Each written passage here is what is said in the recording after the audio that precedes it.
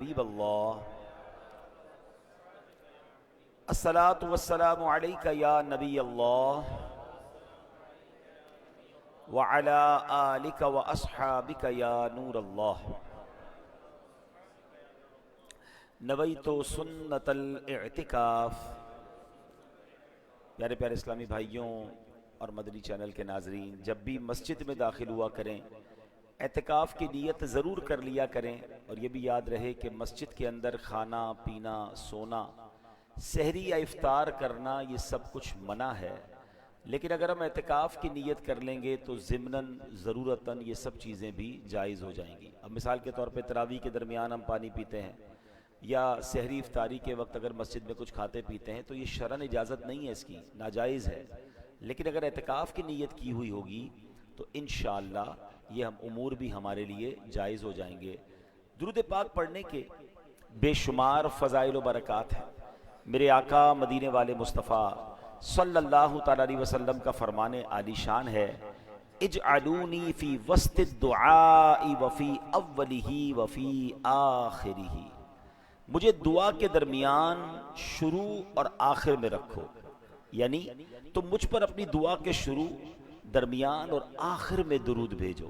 یعنی درود پاک یہ وہ وظیفہ ہے کہ اگر دعا کے شروع میں، دعا کے درمیان میں، دعا کے آخر میں پڑھ لیا جائے تو انشاءاللہ یہ ہماری دعاؤں کی قبولیت کا سبب بن جاتا ہے۔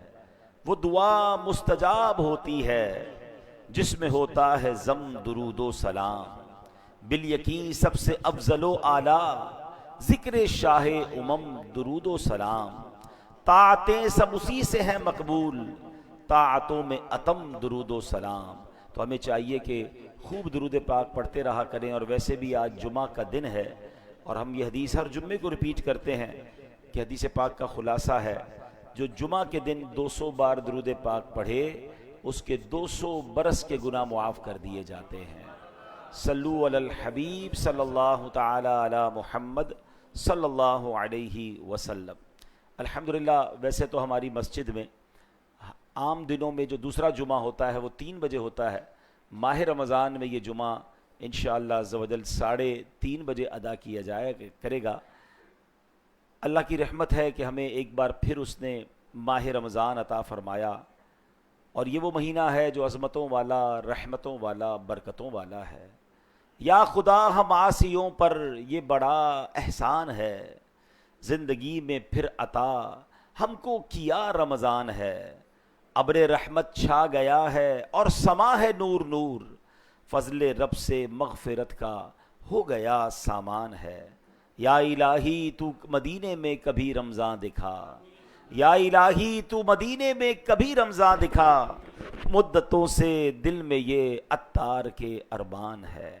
مدینے یہ جو ماہ رمضان ہے اس کی فضیلتیں حدیثوں میں کیسی بیان ہوئی کہ رمضان کریم کی پہلی ہی رات سے آسمانوں کے دروازے کھول دیے جاتے ہیں اور آخری رات تک بند نہیں ہوتے۔ جو بندہ ماہ رمضان کی رات میں نماز پڑھتا ہے، اللہ عز و جل اس کے ہر سجدے کے بدلے میں اس کے لیے 1500 نیکیاں لکھتا ہے، اور اس کے لیے جنت میں سرخ یاقوت کا گھر بناتا ہے ہر سجدے پر۔ اب جو لوگ تراویح میں بعض اوقات ڈنڈی مار رہے ہوتے ہیں کہ یار کم تراویح پڑھ لیں، 5-6 روزہ تراویح پڑھنے کے بعد لوگ کہتے ہیں اب تراویح چھوڑ دینی چاہیے، بلکہ کچھ لوگ سوشل میڈیا پہ آ کر یہ بات کر رہے ہوتے ہیں کہ جناب تراویح تو سنت ہے، نہ پڑھیں کوئی مسئلہ نہیں۔ لیکن اگر یہ اعلان کر دیا جائے کہ پوری 20 رکعت پڑھنے والے کو ایک DHA کا پلاٹ دیا جائے گا تو مجھے بتائیں کوئی 19 پڑھے گا؟ اچھا پھر لوگ شاید یہ بھی کہیں کہ حضرت رمضان کے بعد بھی کوئی اسکیم ہے تو اس کے بعد بھی ہم پڑھنے کے لیے تیار ہیں۔ 20 رکعت کی بات نہیں ہو رہی، ہر سجدے پر میرے آقا فرما رہے ہیں، ہر سجدے پر جنت میں سرخ یاقوت کا محل دیا جائے گا۔ 20 رکعت میں 40 سجدے ہوتے ہیں۔ آپ سوچیں تو صحیح کہ ہماری تو لاٹری نکل آئی ہے، ہمیں تو صرف تراویح نہیں، تراویح اور نمازوں کے علاوہ، فرض نمازوں کے علاوہ اور نوافل بھی پڑھنے چاہیے اور سجدے کرنے چاہیے۔ اللہ وہ دن لائے ہم اوابین بھی مغرب کے بعد پڑھیں، رات تہجد بھی پڑھیں، فجر کے بعد جب سورج طلوع ہو جائے اس کے 20 منٹ بعد اشراق و چاشت بھی پڑھیں، ہر سجدے پر اتنا ثواب۔ تو سبحان اللہ، اللہ پاک کے آخری نبی علیہ الصلوۃ والسلام نے فرمایا جب رمضان کریم کی پہلی رات آتی ہے تو اللہ پاک میری امت کی طرف رحمت کی نظر فرماتا ہے، اور جس کی طرف اللہ پاک نظر رحمت فرمائے گا اسے کبھی عذاب نہ دے گا۔ رمضان کریم میں افطار کے وقت روزانہ 10 لاکھ گناہ گاروں کی مغفرت کر دی جاتی ہے۔ اور جمعے کا دن کتنا امپورٹنٹ ہے رمضان میں، اب سنیے، شب جمعہ اور روز جمعہ یعنی مغرب، جمعرات کی مغرب سے لے کر جمعے کی مغرب تک ہر گھڑی میں 10 لاکھ لوگوں کی مغفرت کر دی جاتی ہے۔ اور یہ وہ لوگ ہوتے ہیں کہ جن پر جہنم واجب ہو چکی تھی، یعنی گناہوں کے سبب جہنم واجب تھی، اور رمضان کی برکت سے جمعہ کا دن آیا، ہر گھڑی 10 لاکھ بخشے جا رہے ہیں۔ تو آج ہم مسجد میں بیٹھے ہیں، اللہ کے گھر میں بیٹھے ہیں، مجھے ایسا محسوس بھی ہو رہا ہے کہ کچھ لوگ شاید جلدی اس لیے آ گئے کہ وہ 3 بجے جمعہ انہوں نے سمجھا ہوگا، اب سوچ رہے ہوں گے یار یہ تو آدھا گھنٹہ ہمارا ضائع ہو گیا۔ آپ کا آدھا گھنٹہ ضائع نہیں ہوا، یہ آپ کا آدھا گھنٹہ اللہ کے گھر میں گزر رہا ہے۔ میرا تو مشورہ ہے اگلے جمعے بھی یہی کیجئے گا۔ کیوں کہ جو جمعہ کے دن جلدی آتا ہے، حدیث پاک کے مطابق اسے اونٹ صدقہ کرنے کا ثواب ملتا ہے۔ 4-5 لاکھ کا تو اونٹ ہوگا، ملتا ہوگا پاکستان میں۔ آپ کو کوئی کہے ہر جمعے ایک اونٹ صدقہ کریں، جلدی آنے والے، اول آنے والوں کو اللہ کی راہ میں اونٹ صدقہ کرنے کا ثواب، اس کے بعد گائے صدقہ کرنے کا ثواب، پھر بکری صدقہ کرنے کا ثواب۔ جتنا لیٹ آتے جاتے ثواب کم ہوتا جاتا ہے۔ تو اللہ کے گھر میں جلدی آ کر بیٹھا کریں، کچھ بیان سنیں گے، کچھ سیکھنے کو ملے گا۔ اور ویسے بھی رمضان کا جمعہ ہے، ہر گھڑی 10 لاکھ بخشے جا رہے ہیں۔ اللہ کرے کہ آج بخشے جانے والوں میں ہمارا نام بھی لکھ دیا جائے۔ اور پھر جب رمضان کی 29ویں رات آتی ہے تو مہینے بھر میں جتنے جہنم سے آزاد کیے گئے تھے ان کے مجموعے یعنی ان کے ٹوٹل کے برابر اس ایک رات میں آزاد کر دیے جاتے ہیں۔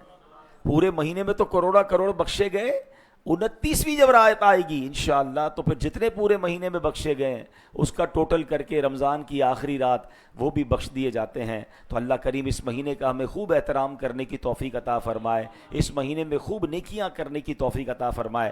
جمعے کے بیان میں ہم کوشش کرتے ہیں کہ قرآن پاک کی کوئی آیت، پھر اس کا ترجمہ اور اس کی تفسیر سمجھنے کی کوشش کرتے ہیں۔ اور ماہ رمضان جو ہے وہ تو ویسے بھی ماہ قرآن ہے، اسی مہینے میں قرآن نازل ہوا ہے، تو اس مہینے میں تو قرآن اور اچھے انداز سے ہمیں انڈرسٹینڈ کرنا چاہیے۔ اے میرے پیارے اسلامی بھائیوں، ہم نے الحمدللہ روزہ رکھا ہے۔ روزہ ایک انفرادی عبادت ہے، ہر کوئی اپنا اپنا روزہ رکھتا ہے، مگر سوال یہ ہے کہ ہمارے روزے کا معاشرتی طور پر، اجتماعی سوسائٹی پر کوئی اثر ظاہر ہو رہا ہے یا نہیں ہو رہا؟ اور اگر ہماری روزے کی برکت سے سوسائٹی پر، معاشرے پر کوئی فرق نہیں پڑ رہا، کوئی پازیٹیو امپیکٹ نہیں ہو رہا، کوئی نکھار نہیں پیدا ہو رہا، تو پھر سمجھ لیں کہ ہمارے روزے میں کچھ کمی ہے، ہمارا روزہ ہماری روح تک نہیں پہنچا ہے۔ اب اس کو اس مثال سے سمجھیے کہ سورج کی روشنی آ رہی ہو اور کوئی سامنے گلاس رکھے، شیشہ رکھ دے، تو وہ جو گلاس ہے وہ سورج کی روشنی کو لے کر ریفلیکٹ کرے گا، باقاعدہ وہ بھی دوسری جگہ روشنی دے گا۔ لیکن اگر اسی سورج کے آگے کوئی ایسا گلاس رکھ دیں، ایسا شیشہ رکھے جس پہ زنگ لگا ہوا ہے، تو نہ وہ اس کی روشنی کو ایبزارب کرے گا، نہ اس روشنی کو کہیں آگے ریفلیکٹ کرے گا، نہ کسی اور کو فائدہ پہنچائے گا۔ یہی مثال روزہ دار کی ہے۔ ہمارا دل آئینہ ہے، اگر دل پر گناہوں کی سیاہی چڑھی ہوئی ہے نا، تو روزے کا اصل مقصد ہی سیاہی کو اتارنا ہے، دل کو چمکانا ہے۔ اب اگر روزہ بھی رکھا ہے اور ہمارے روزے سے کسی کو روشنی نہیں مل رہی ہے، ہمارے روزے سے کسی کو فائدہ نہیں پہنچ رہا ہے، تو پھر سوچیں کہیں دل پر ایسا زنگ تو نہیں جو رمضان کے نور کو ریفلیکٹ نہیں کر رہا۔ اب روزہ بھی رکھا ہے اور کسی کو ہماری زبان میں نرمی بھی نظر نہیں آ رہی ہے، روزہ بھی رکھا ہے مگر ہمارے انداز سے کسی کو فائدہ بھی نہیں پہنچ رہا ہے، بلکہ ایسا بھی ہو گیا ہے کچھ لوگوں کے ساتھ کہ روزہ رکھتے ہی لڑائیاں شروع کر دی ہیں، روزہ رکھتے ہی جھگڑے شروع کر دیے، حالانکہ روزہ تو ہے ہی صبر کا امتحان۔ یعنی روزے میں بے صبری کیسی؟ چیک کیجئے کہ رمضان کا نور کا سورج تو چمک رہا ہے مگر کہیں دل پر ایسا زنگ تو نہیں کہ اس کی ریفلیکشن نہیں ہو رہی ہے۔ اے میرے پیارے اسلامی بھائیوں، اب آئیے میں قرآن کی وہ آیت پڑھنے جا رہا ہوں جس میں اللہ کریم نے ایمان والوں سے ڈائریکٹلی کلام کیا ہے۔ قرآن پاک تو ویسے پورا ہی ہمیں پڑھنا چاہیے، لیکن قرآن پاک میں چند آیتیں وہ ہیں جس میں رب کریم نے براہ راست آپ سے بات کی ہے۔ جی آپ سے بات کی، ہم سب سے بات کی ہے۔ وہ کون سی آیتیں ہیں؟ یا ایھا الذین آمنو، اے ایمان والوں، کہہ کر اللہ نے مجھ سے اور آپ سے بات کی ہے۔ اب بتائیے نا، ہم ہیں نا ایمان والے، ہم سے بات ہوئی ہے. اب اگر کوئی آپ سے پوچھے کہ جناب کیا وہ 89 آیتیں جہاں اللہ نے آپ سے بات کی ہے، آپ نے وہ آیتیں پڑھ لی، اس کو سمجھا، اس پر عمل کیا، تو بہت بڑی تعداد تو شاید یہ کہے گی کہ ہمیں تو پتہ ہی نہیں وہ آیتیں کہاں ہیں، ہم نے تو نہیں پڑھی. یعنی آپ سوچیں کہ اب صبح اٹھتے ہی پہلے واٹس ایپ پر میسج چیک کرتے ہیں کہ یار کسی کا اہم میسج ہے تو پہلے میں پڑھ لوں. لیکن اللہ کا پیغام قرآن میں ہمارے لیے آیا ہوا ہے، مگر کیا اب تک ہم نے پڑھا ہے یا نہیں پڑھا؟ غور کیجیے. اب جو میں آیت پڑھنے جا رہا ہوں اس میں اللہ نے مجھ سے اور آپ سے براہ راست بات کی ہے. پارہ نمبر 26 ہے سورہ حجرات اور آیت نمبر 11. اللہ ارشاد فرماتا ہے بسم اللہ الرحمن الرحیم یا ایہا الذین آمنوا لا یسخر قوم من قوم عسى ان یکونوا خیرا منہم ولا نساء من نساء عسى ان یکن خیرا منہن. اللہ اکبر. آسان ترجمہ قرآن کنز العرفان. اے ایمان والو، مرد دوسرے مردوں پر نہ ہنسیں، ہو سکتا ہے کہ وہ ان ہنسنے والوں سے بہتر ہوں، اور نہ عورتیں دوسری عورتوں پر ہنسیں، ہو سکتا ہے کہ وہ ان ہنسنے والیوں سے بہتر ہو. اب اس آیت سے بہت کچھ سیکھنا ہے. مسلمان کی عزت و تعظیم میں سے ہے کہ کسی بھی طرح اس کا مذاق نہ اڑایا جائے. آیت کریمہ کے اس حصے میں اس بات کی تعلیم دی گئی ہے کہ کوئی مرد دوسرے مرد کا اور کوئی عورت دوسری عورت کا مذاق نہ اڑائے. ہر ایک کا اپنا ذوق ہوتا ہے، ہر ایک کا اپنا انداز ہوتا ہے زندگی گزارنے کا. ہم کسی کے معاملات میں تنقید نہیں کر سکتے. اگر کوئی غیر شرعی معاملہ ہے تو وہ بھی اس کا اور اس کے رب کا معاملہ ہے. لیکن جناب یہاں تو بات بات پر تنقید ہے، لباس پر تنقید ہے، انداز پر تنقید ہے، لائف اسٹائل پر تنقید ہے. اگر کوئی گناہگار بھی ہے تو اچھے انداز سے اس کو نیکی کی دعوت دینی ہے، اس کا مذاق تھوڑی اڑانا ہے، وہ تو اور گناہوں پہ دلیر ہو جائے گا. مگر یہاں معاملہ یہ ہے کہ دین دار کا بھی مذاق اڑایا جا رہا ہے اور دنیا والے بھی اپنے زندگی گزار رہے ہیں اس کا بھی مذاق اڑاتے ہیں، بلکہ اللہ نے کسی چیز کو بنایا اس کا بھی مذاق اڑا رہے ہیں. اب کوئی بیچارہ داڑھی رکھ لے، حالانکہ اس نے سنت پر عمل کیا ہے، اس کا مذاق اڑائیں گے. سنت پر عمل کر رہا ہے، دیندار ہو گیا ہے، نمازی بن گیا، اس کا مذاق اڑائیں گے. اچھا پھر اگر کوئی شخص بیچارہ بیمار ہے، اس کو کوئی ایسی پرابلم ہے، مثال کے طور پہ کسی کی آنکھ پراپر نہیں کھلتی ہے، اس کو بھینگا کہیں گے. کوئی صحیح بولتا نہیں ہے، اس کو توتلا کہیں گے. آپ سوچئے یہ کس قدر سخت بات ہے، کتنی بڑی دل آزاری ہے. اور روزہ رکھ کر اگر یہ کام ہو رہا ہے، دیکھیں روزے میں تو ہم نے سیکھنا ہے. قرآن پاک کی جو یہ سورت ہے نا سورہ حجرات، اس میں باقاعدہ زندگی گزارنے کے آداب بیان کیے گئے. کسی کے ہونٹوں کا مذاق، کسی کے جناب جسم کا مذاق، کسی کے لباس کا مذاق، کسی کی غربت کا مذاق، کسی کی سواری کا مذاق. قرآن کہتا ہے مرد مردوں کا مذاق نہ اڑائیں. ہو سکتا ہے جس کا مذاق اڑا رہے ہیں ان سے بہتر ہوں، اس کو اللہ نے بنایا نا، ہم کون ہیں کسی کا مذاق اڑانے والے. اور آج آپ کسی کا مذاق اڑا رہے ہیں، ایسا نہ ہو تھوڑے دنوں بعد آپ خود مذاق بن جائیں. عربی کا ایک مقولہ ہے، چند 2 جملے ہیں مگر ادھر دل پر لکھنے والے ہیں. من ضحکا ضحکا، بات پوری ہو گئی. جو کسی پر ہنستا ہے اس پر بھی ہنسا جاتا ہے. آج کسی کا مذاق، آج کسی کو ذلیل، آج کسی کو تکلیف دینے والے غور کریں کہیں زمانے میں ہمارا مذاق نہ بن جائے. انسان ہے، کوئی تکلیف میں ہے، آپ اس کے ساتھ دیں. آپ بلکہ کسی ایسے شخص کو دیکھ رہے ہیں جو کسی تکلیف میں ہے، کپڑے اچھے نہیں پہنے، گاڑی اچھی نہیں، سواری اچھی نہیں، جسم پہ کوئی پرابلم ہے، کوئی بیماری ہے، اس کو دیکھ کر تو اللہ کی بارگاہ میں شکر ادا کریں کہ اللہ تیری مہربانی، تو نے مجھے ایسا نہیں بنایا. اس کا مذاق اڑائیں گے. باقاعدہ دوست نقل اتار کر مذاق اڑاتے ہیں، اس جیسا بول کے مذاق اڑاتے ہیں، اس جیسا چل کے مذاق اڑاتے ہیں. وہ نہیں ہے وہ جس کا قد لمبو، وہ ٹھنگو، وہ موٹو، وہ کالا. لا حول ولا قوت الا باللہ. قرآن سے سیکھنا ہے، اور رمضان میں نہیں سیکھیں گے تو کب سیکھیں گے؟ یعنی مجھے ایک بات بتائیں، یہ مہینہ ہمیں پاکیزہ کرنے آیا ہے. اپنی ہیبٹس کو ہم بہتر کر سکتے ہیں اس مہینے میں اگر کوئی بری عادتیں ہیں بھی. کیونکہ رمضان میں شیطان بند ہے، جس نے ہمیں برے کاموں پر لگانا ہے اس کو بند کر دیا گیا ہے. تو دس از دا ٹائم. یہ 30 days ایکچولی اپنے آپ کو پیوریفائی کرنا ہے. آپ بچے اگر یہاں نوجوان بیٹھے، اگر میں ان کی زبان میں سمجھاؤں کہ رمضان ایکچولی شیطان سے فائٹ کرنے کی نیٹ پریکٹس ہے. شیطان بند ہے نا، 30 دن مضبوط ہو جاؤ، تگڑے ہو جاؤ، تقوی اختیار کرو. قرآن کہتا ہے روزے اس لیے فرض کیے لعلکم تتقون، تاکہ تم متقی ہو جاؤ. تو اپنے آپ کو اتنا مضبوط کر لیں کہ جب شیطان آئے 30 days کے بعد، رمضان کے بعد، تو ہم ریڈی ہوں فائٹ کے لیے. مگر جو رمضان میں بھی شیطان کہتا تو آرام کر، ہم ہے نا، ہم تیرا کام سارا کر لیں گے. شیطان کے بند ہوتے ہوئے بھی لوگ برے کام کر رہے ہیں، کیونکہ ان کی پہلی ہیبٹ بنی ہوئی ہے. نہیں، ہمیں اپنی ان عادتوں کو ختم کرنا ہے. قرآن سکھا رہا ہے. نبی پاک علیہ السلام فرماتے ہیں لا تماری اخاکا ولا تمازحہ، اپنے بھائی سے جھگڑا نہ کرو نہ اس کا مذاق اڑاؤ.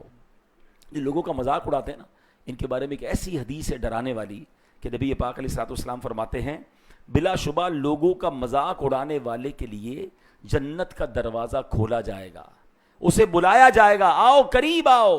جب وہ جنت کے قریب آئے گا تو دروازہ بند کر دیا جائے گا. اسی طرح کئی بار کیا جائے گا. آپ اس کی حسرت سوچیں جو محشر کے میدان میں تپتی دھوپ میں کھڑا ہوگا، سورج 1 میل پر ہوگا اور لوگ پسینے میں شرابور ہو رہے ہوں گے اور اعلان ہوگا کہ آ جاؤ جنت کی طرف. اس کی خوشی کا عالم کیا ہوگا.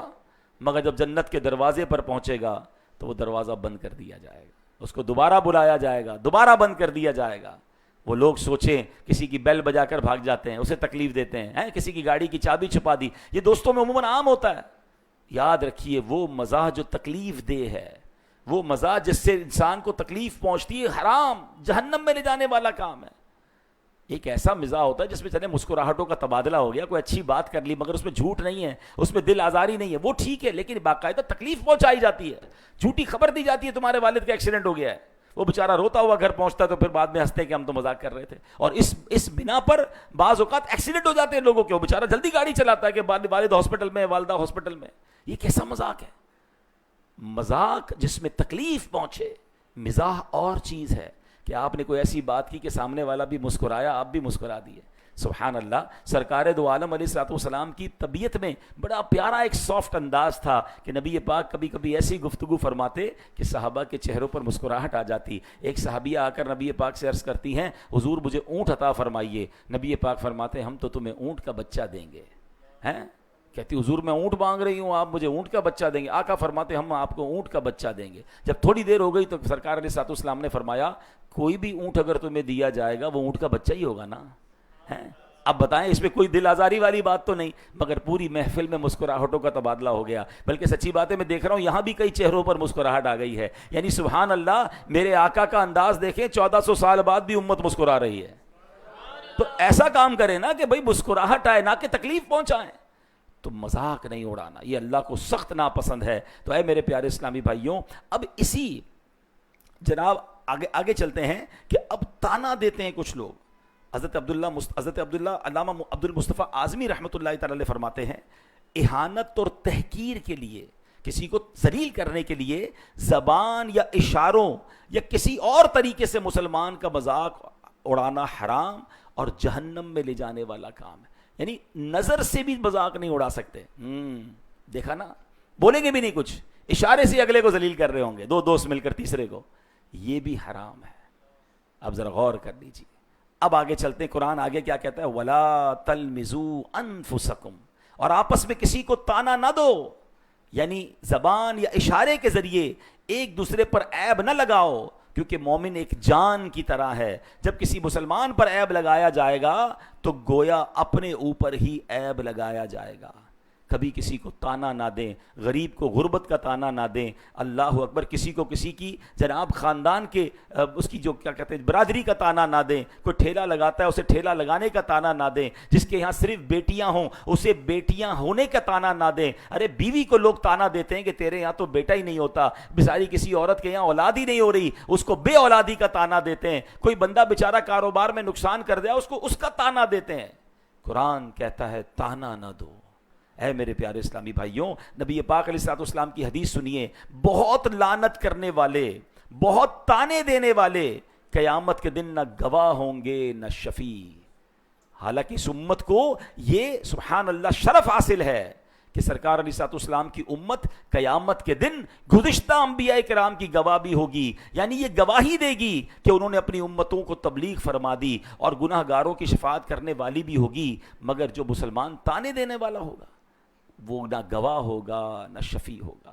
تانے کی ٹونٹ کرنے کی عادت نکال دیں. اچھا تانا دینے والا پسند بھی کسی کو نہیں آتا. آپ بھی دیکھ لیں، آپ کو ایسا دوست ایسا بندہ کبھی اچھا نہیں لگتا، جب جاؤ اس کے پاس کوئی تانا ہی ہوگا. ایسے بندے کو گھر مہمان بنا لینا تو گھر پر آ کر پھر گھر کا انسپیکشن شروع کر دیں گے. یار ابھی تک پردے نہیں بدلے، ابھی تک وہی پرانے صوفے ہیں. یار تم خرچہ ہی نہیں کرتے ہو یار. ہے بندہ کہ یار میں نے گھر میں مہمان بلایا, کوئی انسپیکٹر بلایا ہے, کسی کے گھر جا کر بھی تانے دے کر آئیں گے؟ نہیں جناب, تانا دینے والے کو دنیا میں بھی کوئی پسند نہیں کرتا. اللہ کے یہاں تو وہ ناپسند ہے, دنیا میں بھی لوگ دور رہتے ہیں. تو اپنے اندر جو ہے وہ خوشبو لائیے, اپنے اندر سافٹنس لائیے, لوگوں سے ملیں, انہیں خوش کر کے آئیں, نہ کہ ملاقات کر کے تکلیف پہنچا کر آئیں. تو اللہ کرے کہ ہم ان عادتوں کو چھوڑ دیں. اسی آیت میں ایک تیسرا ادب بیان ہوا. یہ ماہ رمضان میں یہ سنتے جائیے اور اپنے دل سے, اپنی عادتوں سے ان برائیوں کو دور کرتے جائیے. قرآن کہتا ہے وَلَا تَنَابَزُوا بِالْأَلْقَابِ, اور ایک دوسرے کے برے نام نہ رکھو. سیدنا مفتی محمد نعیم الدین مراد آبادی اس آیت کے تحت لکھتے ہیں, یعنی وہ نام جو انہیں ناگوار معلوم ہو, ان ناموں سے نہ پکارو. جیسے کسی کو لمبو, موٹو, کالو وغیرہ کہہ کے پکارتے ہیں, نام رکھ دیتے ہیں. اچھا ہم بازوں کا پتہ کیا کہتے ہیں, میرے دوست کو میں لمبو کہتا ہوں, اس کو برا نہیں لگتا, اس کو آپ کے سامنے برا نہیں لگ رہا, وہ آپ کے سامنے اظہار نہیں کر رہا. ہو سکتا ہے اکیلے میں جا کے آنسو بہاتا ہو کہ یا اللہ میرے کو ایسا قد دیا, میرا لوگ مذاق اڑاتے ہیں, مجھے ایسا موٹا بنایا کہ لوگ میرا مذاق اڑاتے ہیں, میرا رنگ کالا کیا اللہ, میرے کو لوگ کالو کہتے ہیں. کیوں کہتے ہو بھائی؟ اللہ نے بنایا ہے.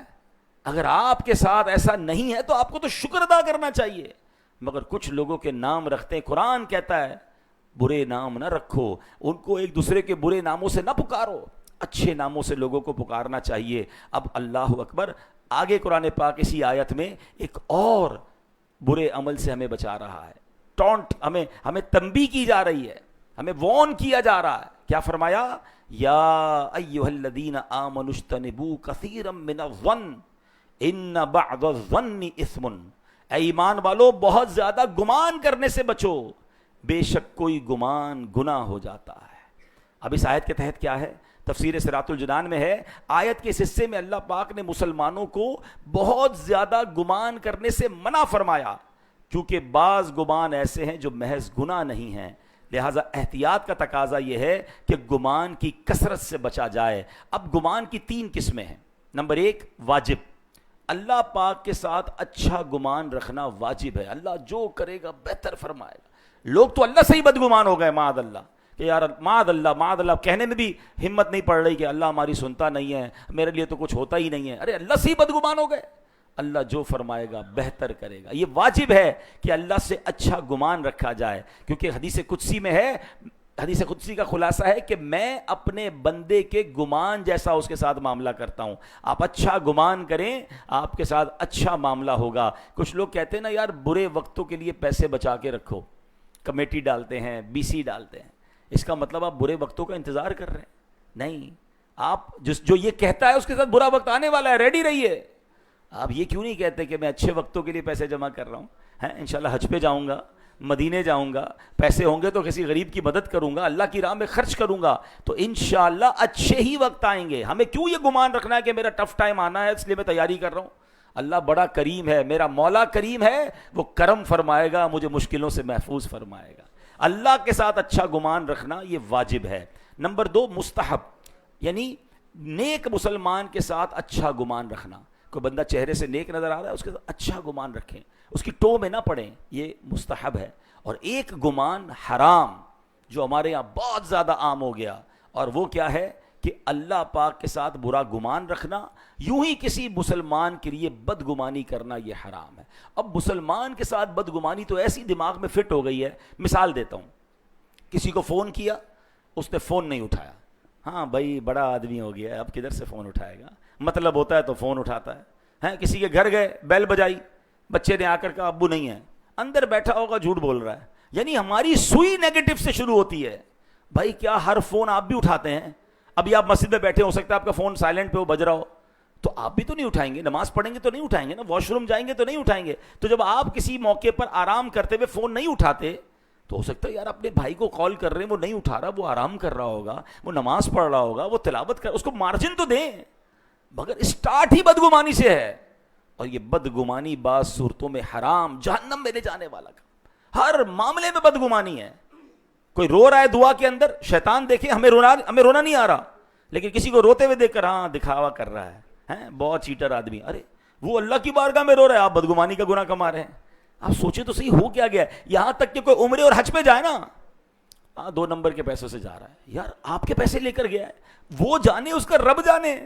لیکن یہ ایسی بیماری اندر آ گئی ہے جو ہمیں اندر ہی اندر ہمارے لیے گناہوں کا میٹر چل رہا ہے اور ہم کہیں برباد نہ ہو جائیں. حدیث پاک سنیے, میرے آقا فرماتے ہیں اپنے آپ کو بدگمانی سے بچاؤ کہ بدگمانی بدترین جھوٹ ہے. نیگیٹیوٹی ختم کریں, حسن ظن رکھیں, پازیٹیو ہو جائیں, لوگوں کی خوشیوں میں خوش ہونا سیکھیں. کسی کو گھر ملائے تو آپ بھی انجوائے کریں کہ اللہ نے اس کو گھر دیا, اللہ اور دے. اس کو گھر ملائے, آپ نے کیلکولیشن شروع کر دی, یار یہ پیسے کدھر سے آئے, کوئی نہ کوئی چکر چلایا ہوگا. یار آپ آڈیٹر ہیں, آپ اس کا گھر کا حساب کرنے بیٹھ گئے کیوں؟ اچھا کر کچھ نہیں سکو گے, اگر اللہ نے نصیب میں لکھا اللہ اور گھر دے گا اس کو. یہ جلنے والا بیچارہ حسد میں جلتا بھی رہے گا اور بدگمانی کا گناہ بھی کمائے گا. تو حسن ظن رکھیں, پازیٹیو رہیں.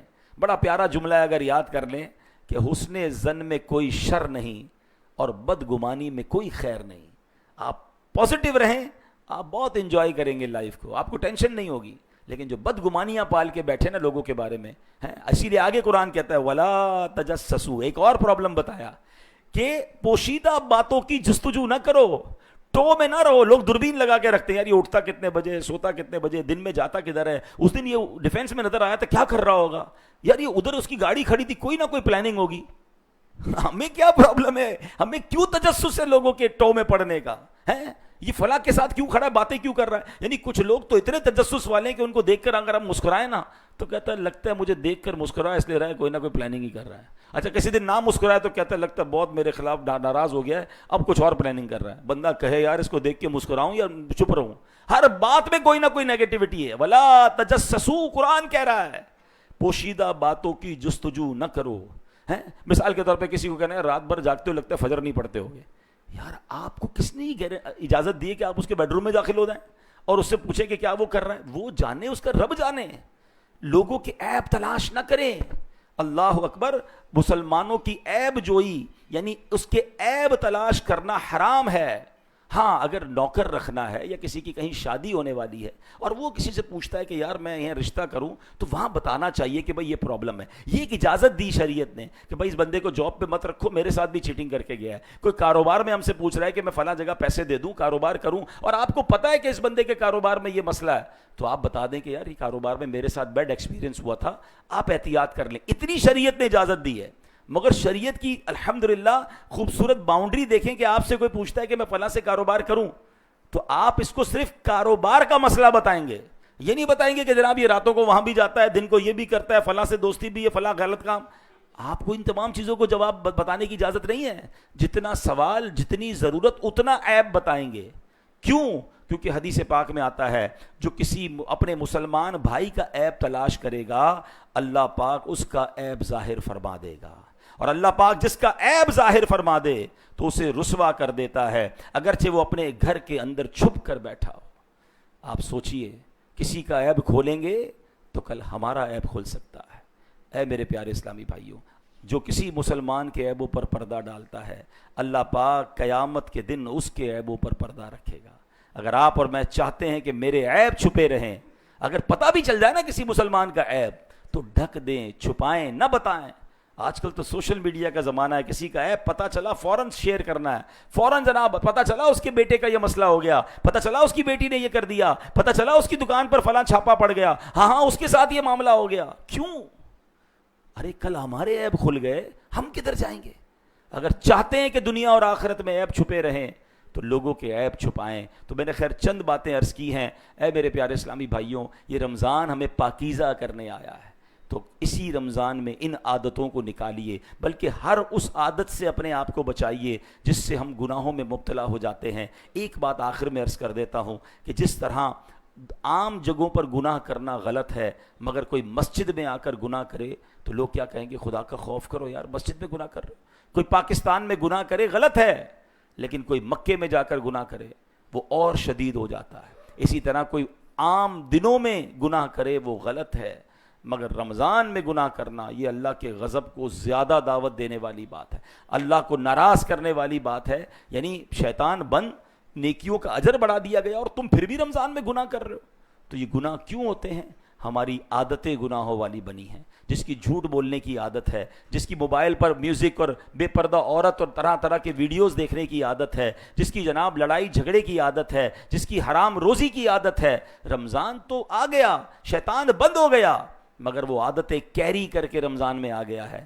پلیز خدا را ایسا نہ ہو کہ ہماری یہ بری عادتیں ہمیں رمضان میں بھی گناہ کروا دیں۔ تو ان گیدرنگز کو اوائڈ کیجئے، ان موبائل فون کی ایکٹیویٹیز کو اوائڈ کیجئے، ان سوشل میڈیا سے دور ہو جائیے، بلکہ ان دوستوں سے دور ہو جائیے کہ جہاں جا کر ہم سے گناہ ہو جاتے ہیں۔ ہم رمضان کو عبادت میں، تلاوت میں اور دعاؤں میں گزاریں۔ اللہ کریم ہمیں اس رمضان کی خوب برکتیں عطا فرمائے۔ ماہ رمضان میں میرے آقا خوب سخاوت فرمایا کرتے اور نبی پاک ہر آنے والے سائل کو عطا فرماتے۔ تو ہم بھی کوشش کریں کہ اس مہینے میں خوب اللہ کی راہ میں خرچ کریں، اپنے غریب رشتہ داروں کا خیال رکھیں، اپنے ملازمین کا خیال رکھیں، اور اس کے ساتھ ساتھ میری گزارش ہے کہ دعوت اسلامی جو دنیا بھر میں دین متین کی خدمت کر رہی ہے، وہ دعوت اسلامی جس نے ہمیں اتنی پیاری مسجد کا تحفہ دیا، اور یہ ایک مسجد نہیں بلکہ اس دنیا میں 7,000 سے زیادہ مساجد دعوت اسلامی بنا چکی ہے، 19,000 سے زیادہ مدارس بنا چکی ہے، جس میں لاکھوں بچے بغیر فیس کے قرآن پاک پڑھ رہے ہیں، عالم بن رہے ہیں، درس نظامی کر رہے ہیں۔ الحمدللہ دعوت اسلامی سوشل میڈیا اور میڈیا کے ذریعے جو دین کی خدمت کر رہی ہے وہ آپ کے سامنے ہے، اور اس کے ساتھ ساتھ ویلفیئر کا کام جس شاندار انداز سے ہو رہا ہے۔ آج بھی فلسطین کی وادیوں میں دعوت اسلامی کے لوگ اپنا کام کر رہے ہیں، FGRF کے تحت، اور تھیلیسیمیا کے مریض بچوں کو خون دیا جا رہا ہے۔ دنیا بھر کے کئی مقامات پر ہم سحری افطاری کا انتظام کر رہے ہیں۔ پاکستان کی جیلوں میں قیدیوں کو سحری افطاری کروائی جا رہی ہے، اور اس کے ساتھ ساتھ دعوت اسلامی کے ہزاروں اسلامی بھائی اس وقت فیضان مدینہ میں اعتکاف میں پورے مہینے کے لیے موجود ہیں، اور یہ پورے مہینے کا اعتکاف پوری دنیا میں ہو رہا ہے۔ تو وہ لوگ جو سحری افطاری کرانے کا شوق رکھتے ہیں، یہ بڑی نیکی حاصل کرنا چاہتے ہیں، اس میں بھی آپ ہم سے رابطہ کیجئے اور اپنی زکوٰۃ اور اپنے ڈونیشن میں دعوت اسلامی کا ساتھ دیجئے۔ اس مسجد کا بھی آپ نے ساتھ دینا ہے کہ ماشاءاللہ پورا سال یہاں جو رونق رہتی ہے اور پروگرامز ہوتے ہیں اس میں بھی اپنا ساتھ دیں۔ اور انشاءاللہ دعوت اسلامی کا جو ویکلی اجتماع ہے وہ ہر جمعے کو اب رمضان میں جمعے کو ہوا کرے گا، ویسے جمعرات کو ہوتا ہے، رمضان میں جمعہ کو ہوا کرے گا اور عصر سے مغرب ہوا کرے گا۔ تو آج بھی یہ اجتماع ہوگا جامع مسجد فیضان اسلام فیز 6 میں، تو آپ اس میں بھی شرکت کیجئے۔ جیسے ہم نے سنا کہ جمعہ کا دن یہ خاص دعاؤں کی قبولیت کا دن ہے، تو آج کا دن اجتماع میں شرکت کر کے افطار سے پہلے دعاؤں میں شامل ہوں۔ اگر آپ مدنی چینل کے ساتھ کنیکٹ نہیں ہیں تو روزانہ سحری اور افطار ٹرانسمیشن میں مدنی چینل کے ساتھ اپنی فیملی کے ساتھ وقت گزاریں کہ وہاں علم دین سیکھنے کو بھی ملتا ہے، اور ان مقبول ساعتوں میں رکت انگیز دعائیں ہوتی ہیں، آپ اس میں بھی شامل ہو سکتے ہیں۔ اللہ کریم ہمیں عمل کرنے کی توفیق عطا فرمائے، آمین بجاہ النبی الامین صلی